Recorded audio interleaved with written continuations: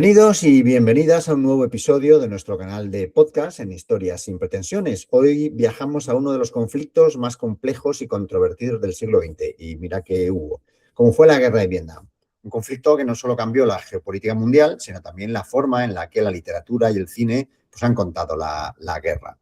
Para hablar de ello tenemos hoy con nosotros a David López Cavia, escritor especializado en novela histórica militar y autor de varios títulos ambientados en la Segunda Guerra Mundial, de los cuales lo pondré en la descripción del episodio y los pondré allí, los nombres de todos los libros. Un viejo conocido del canal, hablándonos de esa guerra y ahora sorprendiéndonos gratamente hablando de la Guerra de Vietnam. Hola David, bienvenido de nuevo a Historias sin pretensiones. Muchas gracias por compartir con nosotros un ratito de tu tiempo hablando de historia militar.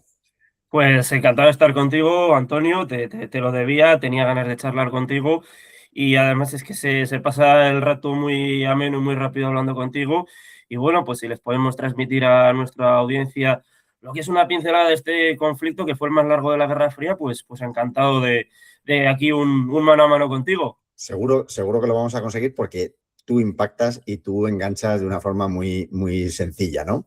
Bueno, su última obra, Callejones sin Gloria, que aquí la tenemos, nos lleva directamente a la brutal lucha urbana en la ciudad de Hue durante la ofensiva del Tet de 1968, uno de los episodios más intensos y decisivos de la guerra, como ahora nos va a contar, ¿no? Una novela que no solo muestra el combate calle por calle, sino también el desgaste moral de los soldados, la confusión del conflicto y las cicatrices que deja la guerra en quienes la viven. Si pensamos en esta guerra, nos viene a la cabeza pues, la jungla vietnamita y esta vez pues, cambiamos de escenario totalmente. La primera pregunta, David, es obligada, ¿no? O sea, toda tu trayectoria, ya 2 entrevistas que te he hecho hablando de la Segunda Guerra Mundial, ha girado en torno a esta guerra y por qué y cómo este interesante cambio de guión.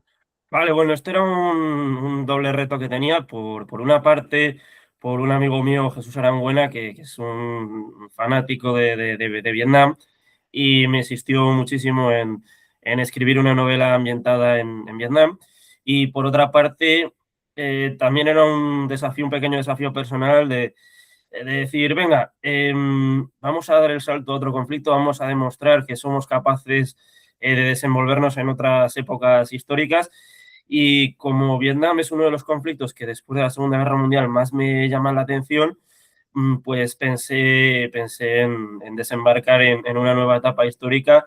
Y bueno, es verdad que no lo dominaba o no lo domino tanto como la Segunda Guerra Mundial, pero sí que es verdad que lo he disfrutado tanto como cuando he estado escribiendo novelas de la Segunda Guerra Mundial, incluso en algunos momentos de la novela, ¿no?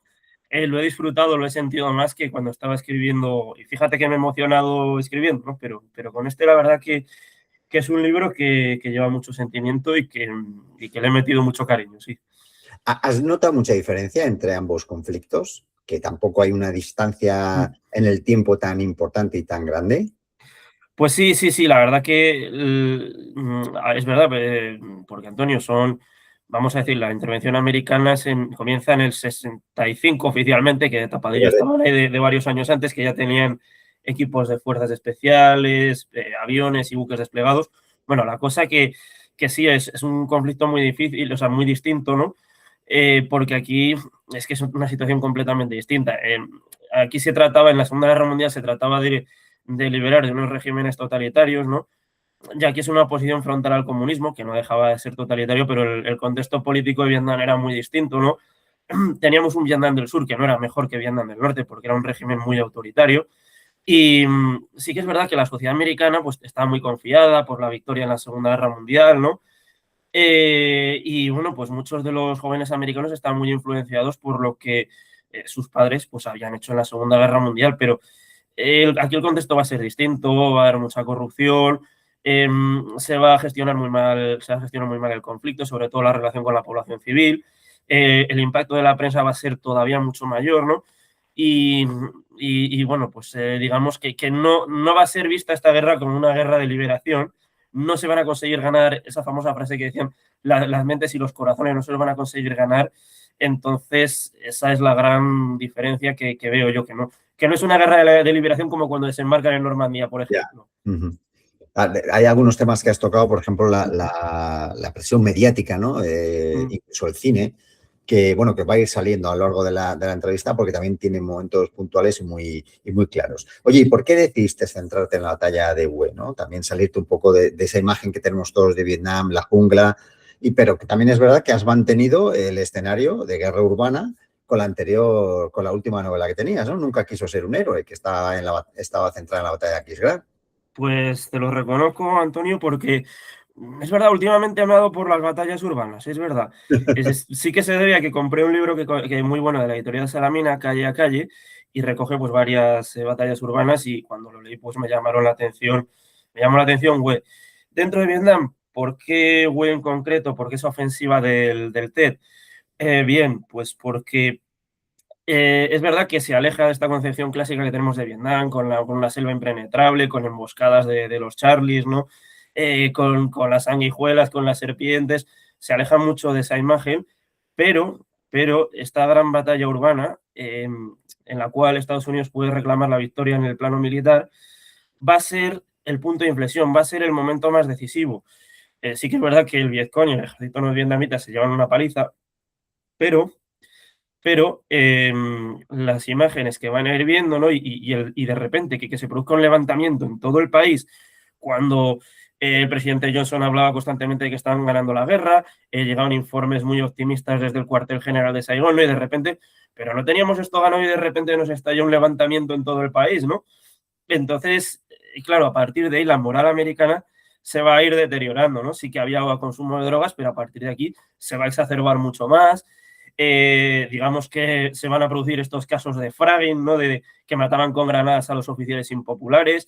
Digamos que van a relajar la disciplina y la vestimenta, ¿no? A partir de aquí se va a hundir la moral y Estados Unidos, que había entrado con un ejército muy profesional, va a salir de Vietnam, permítame la expresión, con un ejército ponzoñoso.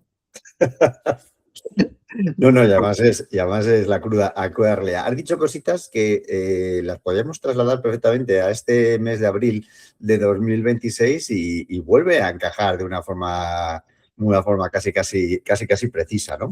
Bueno, la novela, como estamos hablando, retrataba el combate urbano muy intenso. O sea, ¿en qué tipo de documentación has utilizado para que no sé si hay mucha o poca, o sea, o todo está... Sí, sí que hay, afortunadamente sí que hay de esta batería en concreto, sí que hay. Igual de otras menos populares lo tienes más complicado, ¿no? Pero de esta, pues, hombre, aquí por dar el gran libro de referencia, el de Mark Bowden, Hue en 1968, que es el autor de libros, de ensayos periodísticos como Black Hawk Derribado, de la cual salió esta famosa película de Ridley Scott, que a mí me encanta.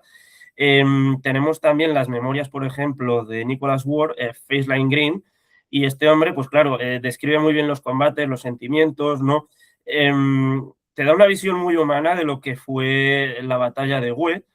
Eh, Luego, pues también incluso pues tenía publicaciones, el propio ejército de Estados Unidos tiene publicaciones muy interesantes sobre Vietnam, pues militares también que han realizado publicaciones independientes y la verdad que están bastante bien, ¿no? O Eric Hamel, por ejemplo, también tiene un libro muy detallado de la batalla de Hue, ¿no? Entonces, en cuanto a libros, bastante bien. Los testimonios autobiográficos bastante también me han aportado muchísimos detalles. Y bueno, pues el propio ejército americano que más allá de los errores y aciertos, ¿no? Como estamos viendo ahora, que esto todavía es más ridículo que Vietnam. Fíjate que intento no mojarme en política, pero es que en Vietnam por lo menos al principio contaban con respaldo popular, pero es que aquí ni esto, ¿no? Y eso. Bueno, pero centrándome, ¿no? Sí que hay abundancia de fuentes en esta batalla porque es el punto de inflexión. Vamos a hacer una pequeña pasada por distintos protagonistas para centrar un poco también la situación del libro, ¿no? Entonces, el protagonista fundamental es el teniente Fuller. Es el arquetipo de idealista cuya fe en la causa pues se desvanece, ¿no? Ante la crudeza de la guerra. ¿Querías explorar cómo la guerra transforma moralmente a los soldados? Que eso es muy de Vietnam, de todas las guerras, pero aquí se vio más de cerca. Me alegra que me preguntes esto, Antonio, porque efectivamente aquí los jóvenes estadounidenses iban al principio, sobre todo, a la guerra iban con mucha motivación, con mucha moral, había mucho idealista. Es verdad que también se tiró luego de las clases económicas y sociales más desfavorecidas, pero sí que es verdad que aquí los ideales se desvanecen, no llegan a Vietnam, todos esos ideales se empantanan, son periodos muy largos, tediosos, aburridos, frío, calor, humedad, emboscadas esporádicas que son muy sangrientas pero duran muy poquito tiempo. Claro, luego no terminan de empatizar con la población civil, se empieza a extender el consumo de drogas, ¿no? Entonces, digamos que Vietnam pervertía a muchos estadounidenses, ¿no? Y todo el ambiente que había allí con contrabando, con mercado negro, con corrupción, con prostitución, ¿no? Entonces, pues, y van a ver que también se van a preguntar qué estamos haciendo aquí, por qué estamos luchando, ¿no? Porque realmente, pues, no consiguen encontrar la batalla decisiva con la que aniquilar o liquidar al Vietcong y al ejército norvietnamita, ¿no? No va a ser como en la Segunda Guerra Mundial que te salían a campo abierto los alemanes, ¿no? O sea, aquí el Vietcong y los norvietnamitas se cuidaban mucho de plantear batallas en campo abierto y lo que intentaban era traerles a su terreno para limitar todo el poder aéreo y toda la potencia artillera de Estados Unidos.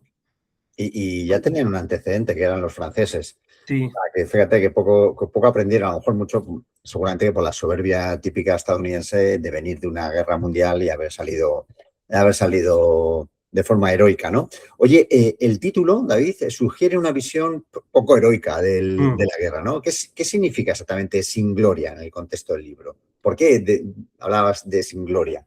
Claro, Sin gloria. la Segunda Guerra Mundial la vemos como una guerra, a ver, fue una desgracia, ¿no? Pero digamos que a nivel publicitario, cinematográfico, o el pozo que dejó también en la sociedad estadounidense, pues la vemos como una guerra más glamurosa, ¿no? Donde pues parece que el pueblo americano hizo ahí un ejercicio de bonomía y de altruismo, ¿no? Pero aquí realmente pues había una posición muy fuerte dentro del propio país, ¿no? Va a llegar un momento donde hay una posición muy fuerte.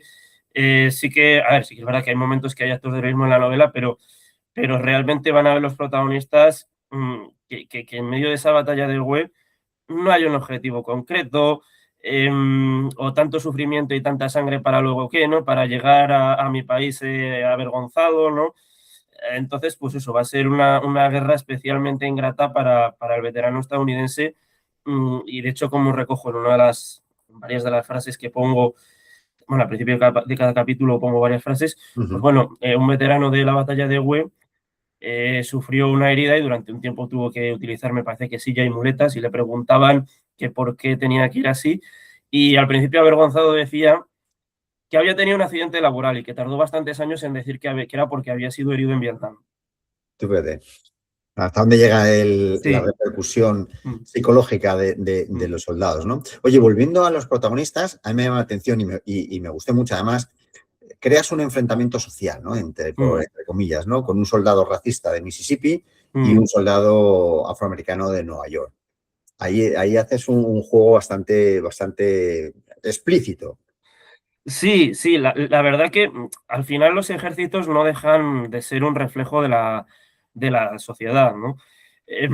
Claro, tenemos una sociedad estadounidense, pues donde el racismo, pues en aquellos años estaba a la orden del día, había bastantes problemas con el tema de los derechos civiles, había mucha discriminación, y es verdad que, por ejemplo, a ver, luego cuando estaban bajo el fuego, por lo general, afroamericanos, latinos y blancos se compenetraban y luchaban juntos para salir del atolladero, pero para irse de permiso, y esto lo cuento en la novela, había barrios de fiesta para los blancos, barrios de fiesta para los negros, y era bastante ridículo todo esto, ¿no? Entonces, Segregación total.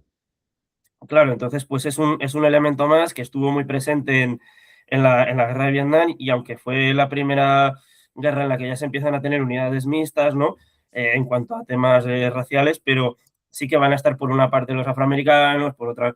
Entonces va a haber una división muy fuerte y va a haber tensión entre los distintos colectivos, y se van a referir de manera muy respetuosa y con un lenguaje muy particular los unos a los otros, ¿no? Por ejemplo, pues los afroamericanos les llamaban cuellirrojos, a los blancos tenían su propia jerga, ¿no? Esto también lo estudié, ¿no? También en la novela, para la novela también me documenté al respecto, ¿no? Y bueno, pues va a haber una tensión ahí era parte, lo que te digo, era un reflejo de esta sociedad tan dividida que tenían, ¿no? O sea, querían arreglar Vietnam, pero no habían arreglado ni su propia casa. En su propia casa. Y además hay otra cosa que haces también lo habías hecho en el anterior libro y es siempre darle un papel el protagonista a alguien del otro bando, ¿no? O sea, para que haya una visión también Sí. de lo que pasaba en el otro lado, en este caso en el bando norvietnamita. Pues efectivamente, Antonio, aquí he querido introducir personajes vietnamitas porque estamos acostumbrados a la clásica visión del combatiente estadounidense. Sí que es verdad que le doy más peso en la novela al combatiente estadounidense porque, pues porque provienen de una sociedad occidental y mal que bien, pues con unos valores un poquito más cercanos a los nuestros, ¿no? Pero sí que he querido que sintieran un poco la motivación que tenía el pueblo vietnamita porque, claro, después de haber estado ocupados por chinos, por japoneses, por franceses, luego presencia militar masiva de los americanos, pues que les están bombardeando y les están arrasando, ¿no? Pues digamos que ellos quieren ser un Estado independiente y olvidarse de influencias y de intervenciones extranjeras. Oye, ya centrándonos un poco más en la guerra, lo has dicho antes, esta fue el epicentro de la Guerra Fría, ¿no? ¿Qué crees que hace que la guerra de Vietnam siga fascinando tanto a lectores y cineastas para seguir haciendo libros, haciendo películas, con éxito todo? Pues claro, es muy atractiva por todos los elementos que tiene, ¿no? Tenemos que es el conflicto más largo de la Guerra Fría, que va a suponer un trauma y al mismo tiempo un cambio social muy fuerte en la mentalidad de Estados Unidos. Y luego, pues también, pues la música del momento, la sociedad del momento, con esos movimientos hippies, con esos movimientos pacifistas, con toda la conflictividad social que había en Estados Unidos. Em, esas imágenes, ¿no?, que llegaban de la prensa que cambiaron la forma de cubrir el conflicto, porque se dice que Vietnam es la primera guerra televisada. Entonces, claro, yo creo que supuso una revolución en Estados Unidos a nivel político, a nivel social, y luego pues toda la huella que ha dejado incluso muchos años después.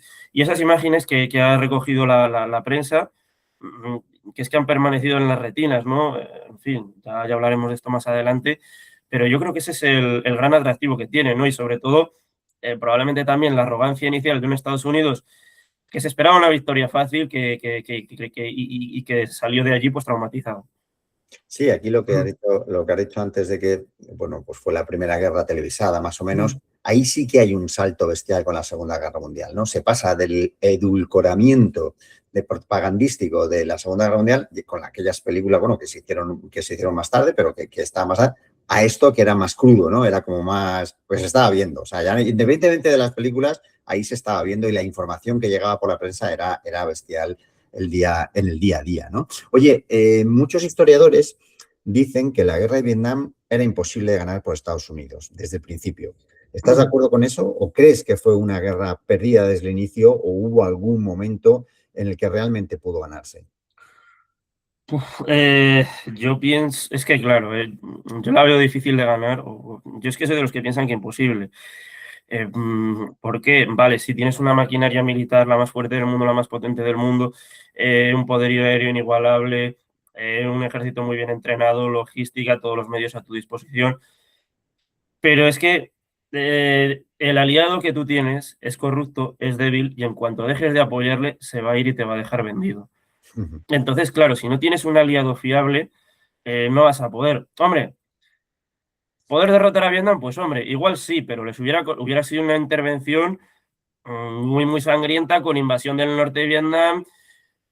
Igual se hubiera vuelto todavía más impopular, ¿no? Entonces, yo no lo veo claro por toda la resistencia que había por parte de la sociedad vietnamita, porque estaban hartos de la presencia extranjera, y por el aliado tan poco fiable que tenían en Vietnam del Sur. Y luego, pues también por el propio desgaste de los soldados, ¿no?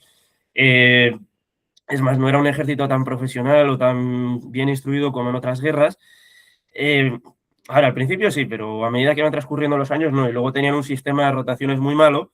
¿Por qué? Porque no se rotaba, por ejemplo, rotamos a todo un batallón. Era un sistema de rotaciones individuales. Es decir, cada soldado, cada soldado eh, tenía que limitarse a sobrevivir 12 meses si era a prestar servicio durante 12 meses si era del ejército, 13 meses si era de los marines. Entonces se limitaban más a cumplir su periodo de servicio, a salvar el pellejo y a marcharse. Y a Sí. volver, ¿no? Joder. Oye, muchas personas conocen la guerra pues, por películas, ¿no? Vamos a entrar en el campo del cine, pues no sé, yo creo que todos hemos visto, tenemos en la cabeza Apocalipsis Now, Platoon, La chaqueta metálica. ¿Hasta qué punto crees que el cine ha condicionado nuestra visión del conflicto? ¿O crees que el cine ha ayudado a entender la guerra o ha distorsionado realmente lo que ocurrió? Pues a ver, en cuanto al cine, la que más fiel me parece, la película que más fiel me parece a este conflicto es La chaqueta metálica de Stanley Kubrick, pero en algunas se ha romantizado y otras, aunque sean obras maestras del cine como Apocalypse Now, pues a nivel histórico no tienen un gran valor. Pero sí que es verdad que nos ha transmitido esa imagen, ¿no?, de la guerra de Vietnam con selvas, con unas vistas preciosas, con helicópteros, con la música de los Rolling Stones, de los Clearwater Revival, ¿no? Y se ha olvidado un poco, pues, de todo el sufrimiento que había detrás, del sufrimiento de la población vietnamita. Bueno, igual en Apocalypse Now sí que lo reflejan en cierto modo, o cuando entran también a hacer la matanza en Platoon, ¿no? Pero no son películas demasiado fiables a nivel histórico. Y bueno, se ha olvidado un poco sobre todo también de la voluntad, de la determinación de resistir de los norvietnamitas, que se me ha olvidado decir antes cuando me has preguntado que por qué era imposible de ganar. ¿Por qué? Porque el régimen de Vietnam del Norte era un régimen totalitario y entonces, con tal de prevalecer, estaban dispuestos a asumir unas bajas horribles. Oye, al hablar del cine y de estas películas, has hablado también de los famosos y míticos helicópteros, ¿no? Toda la película Mm, de Apocalipsis Now mm. es algo que te viene directamente a la cabeza aquí. ¿Cómo teniendo ese material, cómo teniendo esa potencia militar, o sea, al final no consiguieron nada? Claro, El helicóptero, además, eso sí que era novedoso en los conflictos de aquel momento, ¿no? Y lo pintas así y dices, bueno, es que no puede fallar, o sea, es que el partido lo van a ganar con esa delantera. claro, aquí el Vietcong y el ejército norvietnamita sabían jugar muy bien las cartas, sabían llevarles a su terreno, ¿no? Y intentar adentrarles o intentar arrastrarles a batallas en territorio donde pues, pudieran sacar menos partido de su poder aéreo, ¿no? Luego, pues sí que es verdad que se lanzaron ingentes cantidades de bombas, muchos bombardeos mayores incluso que los de la Segunda Guerra Mundial, ¿no? Se arrasaron extensiones de cultivo con agente naranja que luego provocó pues, defectos congénitos, hubo gente que desarrolló cánceres y todo, ¿no?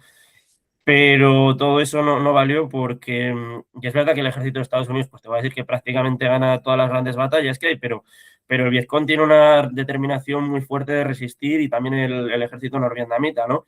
De hecho, en una frase que resultó premonitoria, dijo a Ho Chi Minh, a los norteamericanos, dice, podrán ustedes matar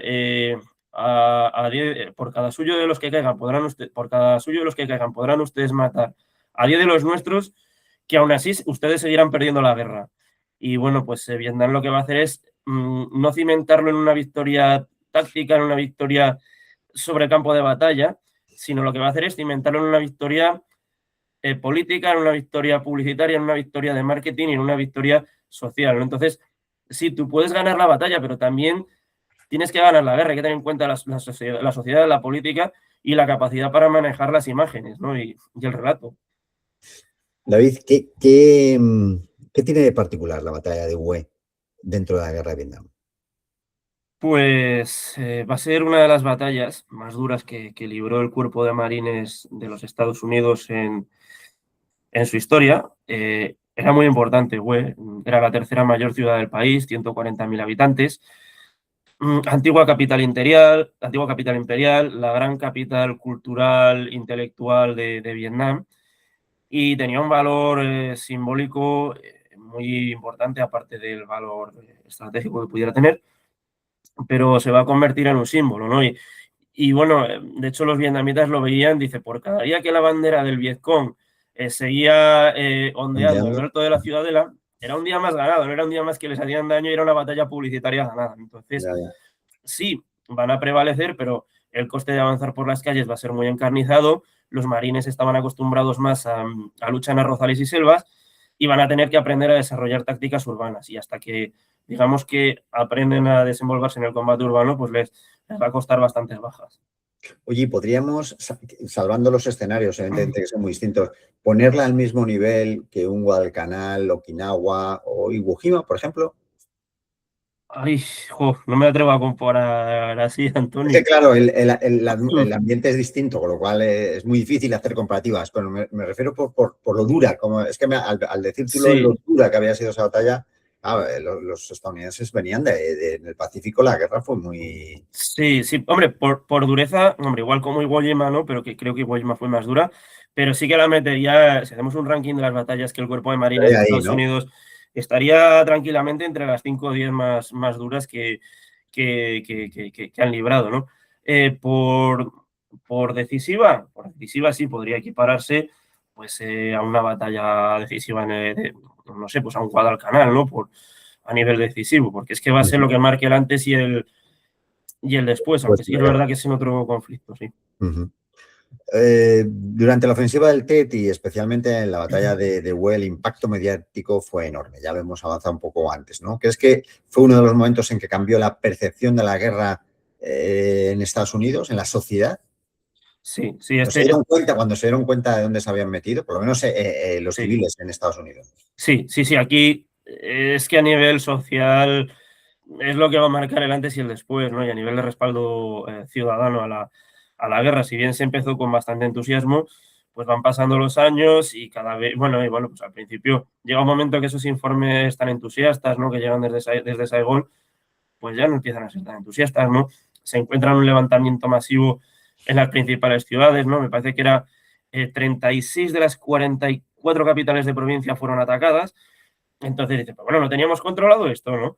Y entonces, pues claro, cuando estas imágenes que van a ver, ¿no? Luego también la presencia de periodistas tan confiables como Walter Cronkite diciendo que han entrado en un estancamiento, que hay que buscar una salida negociada al conflicto, pues les va a hartar, ¿no? Y a partir de aquí, digamos que va a ir llegando la realidad de Vietnam cada vez con más imágenes, cada vez con más luces, y a partir de aquí, pues se va a ir desvaneciendo, se va a ir esfumando ese apoyo de la sociedad estadounidense a la guerra de Vietnam.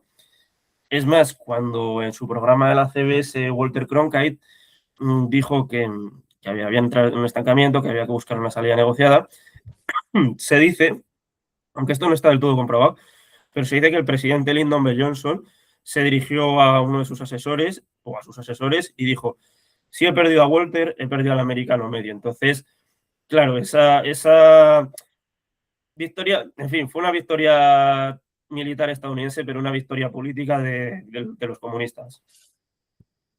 Sí, o sea, es lo que te iba a preguntar ahora, ¿no? ¿Quién ganó la batalla de Hue? Ya no tanto militarmente, que es evidente, sino por todo lo que rodea a ella, por el impacto que creó en la sociedad, ¿no? Porque ahí dinamitó mucho, sí, vale, ganas la batalla, pero en tu retaguardia, tu gente acabas de dinamitar toda esa confianza y todo ese optimismo que había, ¿no? Así es, así es. Digamos que es que vas analizando las encuestas de apoyo popular y van a ir Picado, cayendo, ¿no? en picado. Claro, es más, el propio Lyndon B. Johnson, que en temas domésticos había tenido un apoyo, un respaldo muy fuerte a la hora de aprobar leyes, había tenido programas sociales muy importantes, ¿no? Pero una de las grandes causas bueno, vamos a decir, de su decisión de no presentarse a la reelección va a ser la ofensiva del TED. Como te diría, Antonio, o sea, había causado tanto daño la ofensiva del TED a su reputación que declinó presentarse a la reelección, con lo cual pues se lo puso en las elecciones en bandeja eh, a, a Richard Nixon. Y claro, pues luego al mismo tiempo, claro, estamos hablando de que en el 68 llegaron a mantener a 500.000 de soldados en Vietnam, ¿no? Es que va a ver. Entonces, es una barbaridad mantener todas esas tropas y de repente esos programas sociales de la gran sociedad con programas educativos, programas medioambientales, programas sanitarios, programas de lucha contra la pobreza y contra la segregación racial, pues van a quedar abandonados por este sumidero que es la guerra de Vietnam. Oye, ¿hay algún momento de la investigación, cuando estabas en esa fase previa al libro, que te haya impactado especialmente, algo que no conocieras o algo que te impactó y dijeras, ostras. Bueno, a ver, a mí, fíjate, sobre todo lo que más hombre, me llama mucho ¿cómo te diría? El impacto, ¿no? La gestión política de este conflicto, ¿no? Las motivaciones políticas que había y las lecturas que hacían desde arriba, ¿no? Sobre todo desde la administración estadounidense, las lecturas tan equivocadas que hacían. Em, y luego, pues cómo intentan, incluso después de la ofensiva del TET, intentan durante varios años, cuando ya se ve que esto es un pozo un callejón sin salida, y cómo intentan durante años intentar seguir salvando la cara a costa de desgracias bueno, pues de una conflictividad social enorme. Y podemos hablar que la guerra, una vez que ya finalizó con las consecuencias que tuvo, supuso una fractura en la sociedad estadounidense. Ya, un alejamiento de los poderes pues bueno, de los políticos totalmente bueno, un alejamiento, ¿no? Porque encima lo que decías tú antes, o sea, ya no solamente estás teniendo este drama, sino que dentro tienes un montón de conflictividad social. Sí, aquí digamos que bueno, sobre todo las esferas políticas estadounidenses perdieron bastante el juicio con el tema de frenar al comunismo y cualquiera que discrepase del gobierno pues era tachado poco menos que de ser casi un infiltrado soviético comunista o llámalo X, ¿no? Y luego, pues, por ejemplo, esto lo reflejo en el libro, ¿no? La matanza de Kent State, cuando los estudiantes universitarios en el 70 protestaban contra la ampliación de la guerra de Vietnam a Camboya, pues lo reprimieron las autoridades americanas reprimían con mano de hierro las protestas, ¿no? Entonces, ahondó la división y sobre todo esta fase, ¿no? Del 69 a 73, va a ser bastante, que es la fase de declive de Estados Unidos en la guerra de Vietnam, va a ser bastante compleja, ¿no? Con cada vez más gente esquivando el reclutamiento, quemando sus cartillas de reclutamiento, más movilizaciones, más protestas contra la guerra.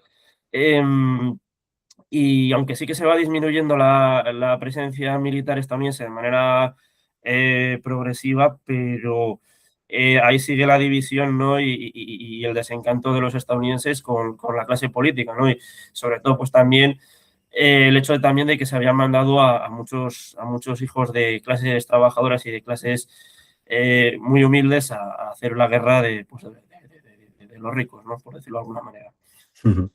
Y además le costó mucho tiempo a la sociedad y al país recuperar por ejemplo, ese patriotismo que hemos conocido en los últimos 30, 40 años desde la época de Ronald Reagan, que fue el que retomó un poco de eso. Les costó remontar el vuelo en ese caos. Es que fue muy duro, ¿no? Y de hecho, desde Vietnam, luego Estados Unidos, joder, evitó durante mucho tiempo este tipo de guerras, ¿no? Bajes siempre caen en el mismo error, porque luego se metió en Afganistán bueno, y la que tenemos liada ahora misma. Oye, ¿hay perspectiva vietnamita de la guerra o se ha escrito mucho más desde Occidente, como siempre pasa, y no hay tanta información autóctona? Hombre, sí que hay visiones, ya hay memorias de combatientes vietnamitas y de civiles vietnamitas y muy buenos, por cierto. Lo que pasa es que, claro, es más fácil encontrar fuentes occidentales, fuentes estadounidenses, porque, pues bueno, es más fácil, claro, por el tipo de país que son, pues es más fácil darle visibilidad, pero sí que hay numerosos veteranos vietnamitas que se les ve muy orgullosos, ¿no? De su servicio, ¿no? Aunque también te lo digo, si ahora mismo muchos de los antiguos líderes comunistas vieran que Vietnam se ha transformado en un país con una economía totalmente capitalista, se revolverían en sus tumbas, ¿no? Pero sí que hay perspectiva vietnamita, hay archivos, hay testimonios y yo creo que el pasaje son más individuales, ¿no? Y dan una visión pues bastante humana y bastante cercana de lo que fue su sufrimiento, ¿no? Oye, todo el proceso de investigación que has tenido para escribir Callejón sin Gloria, ¿cuál es el mayor mito de la guerra de Vietnam que todavía sigue extendido y que tienes que decir, no, mira, esto no fue así? Vale, pues a veces se pone, ¿no? Bueno, se ve como que tenemos la impresión de que les dan la paliza mortal a Estados Unidos. El Vietcong, ¿no? Y el ejército norvietnamita. Pues no es así. Es verdad que lo va a pasar muy mal el ejército de Estados Unidos, que va a sufrir muchas bajas, pero digamos que a nivel táctico te acaban ganando la batalla, ¿no? Comprueba los niveles de bajas, los niveles de pérdidas. Y luego, pues otra cosa también, ¿no? Se tiene al Vietcong como que son una banda de desarrapados, ¿no? De mal organizados. No, es verdad que pues sí que tenían unidades de guerrilla, ¿no? Pero están mucho más organizados y eran mucho más eficientes de lo que se cree y proporcionan una información muy valiosa pues a sus aliados norvietnamitas, ¿no? Yo creo que ese es un poco la gran idea que tenemos y bueno, y también pensar que las batallas decisivas fueron exclusivamente en la jungla, ¿no? También se combatió también hubo combates urbanos, ¿no? Esa es un poco la idea y también dejan un poco a un lado el papel de Vietnam del Sur que fue bastante bochornoso porque era un ejército que dejaba mucho que desear. A la primera que escuchaban un disparo salían corriendo y era un ejército muy corrupto, muy ineficiente, ¿no? Entonces, sí que es verdad que hubo survietnamitas que se batieron con mucha valía, pero el tema del ejército survietnamita no se ha reflejado, por lo menos. Es para escribir otro digo. No, vaya liados dibujados Sí, los Estados sí, sí. Unidos. Oye, si tuvieras que quedarte con una idea o un mensaje que el lector se lleve del libro y de todo lo que rodea al libro, evidentemente, ¿cuál sería? Vale, a ver, yo sobre todo, bueno, pues en cuanto lo que haría es centrarme en los personajes, ¿no? Eh, el protagonista, el teniente Fuller, la visión humana, psicológica de la guerra y el cómo le afecta al soldado. El agente Morgan, ese es muy importante, ¿por qué? Porque sus diálogos, siempre lo digo, que preste mucha atención al público porque van a dar la pincelada histórica. Y luego ya el último capítulo, pues que se lo tome un poco el lector como las consecuencias sociales de todo este desastre de guerra. Todo lo que conllevó, ¿no? Ujú. Oye, vamos a hacer un poquito de ciencia ficción. Si pudieras sentarte, bueno, que tampoco es porque los veteranos son todavía gente, no estamos hablando de la Segunda Guerra Mundial, que ya son, la mayoría están muertos ya por proceso vital, ¿no? Pero si pudieras sentarte con un veterano o de la batalla de Hue o de la guerra en sí, ¿no? Que no habrás tenido oportunidad, salvo que me digas que sí, y fantástico. ¿Qué es lo que le preguntarías? Lo primero que le preguntarías y por dónde iría tu conversación. Hombre, igual es bastante psicológica la pregunta que le haría yo, ¿no? Que él mentalmente, cómo una situación tan límite, cómo la encaminó, cómo la enfocó para salir de aquel atolladero, ¿no? A nivel moral, ¿no? ¿Qué hizo él moralmente para poder sobrevivir a toda esa pesadilla? Es lo que le preguntaría, cómo lo hizo, porque eso es lo que le preguntaría. Uh-huh. Y claro, me figuro que te habrás centrado mucho en lo que es el conflicto así y no tanto en las consecuencias de esos soldados a la vuelta a Estados Unidos, ¿no? Por esa lacra porque encima eran, lo que has dicho tú antes, mal vistos por la sociedad, muchos venían mutilados en unas condiciones lamentables y encima no te hacen caso en tu país cuando tú no has ido allí voluntariamente. Claro, luego, pues hombre, sí que es verdad que en la novela sí que lo toco, sobre todo esas consecuencias, ¿no? Del regreso del veterano las toco en el último capítulo. Y, hombre, pues tuvo un impacto muy profundo, ¿no? Sobre todo en el veterano, porque pues podían encontrarse con cierto rechazo, intentaban no hablar de ellos, se les decía cuando antes de llegar a Estados Unidos, les decían, antes de bajar del avión, quitaos el uniforme. Y luego, pues también muchos de ellos llegaron enganchados a las drogas, principalmente la heroína y la marihuana. Y el presidente Nixon, que me parece uno de los peores presidentes que ha tenido Estados Unidos junto con Trump, van a matar a los que no digan, me da igual. Me va a hacer bueno. Así. Pero bueno, el presidente, el presidente Nixon cargó, para ocultar su incompetencia en la gestión de la guerra de Vietnam, cargó mucho las tintas sobre los veteranos y bueno, pues acusó como que había un ejército de veteranos, drogadictos y delincuentes, ¿no? Por ahí pululando, ¿no? En esos problemas que había contra la delincuencia y me parece que no se dio un buen trato al veterano, no se les ha atendido desde el punto de vista psicológico lo suficiente y creo que es algo que incluso a día de hoy le pasa a Estados Unidos que no terminan de mimar a sus veteranos. O sea, posiblemente el ejército más potente y más numeroso del mundo y al final pues tienes a la gente así, ¿no? Oye, para terminar, David, ¿en qué fregado te vas a meter ahora? ¿Se puede decir o bueno, o así Vale, tengo varias varios ideas. proyectos? Ujú. Bueno, tengo un par de momentos en mente, que uno sería El puente de Remagen, O sea, volver otra que vez es, a tus orígenes, ¿no? claro, claro, es una novela que he ido posponiendo casi un poco de manera, o la he ido posponiendo varias veces y entonces, pues digo, oye, que ya va tocando hacerla, ¿no? Y luego otra sería una novela ambientada en la batalla de Manila en 1945. O sea, dos ambientes Sí, totalmente distintos. Pero las dos prometen, ¿eh? O sea, que estaremos ahí esperando a tus redes sociales para saber por cuál te has decidido, ¿no? David, una vez más, ha sido un placer hablar contigo y adentrarnos en tu libro y en la guerra de Vietnam, ¿no? Hemos viajado a uno de los escenarios más duros de la guerra de Vietnam, que fue la batalla de Hue, a las calles de Hue, mejor dicho, y para entender mejor, pues oye, no solo la historia, sino también el lado humano, como nos has estado contando, que tiene, de aquellos que lo vivieron.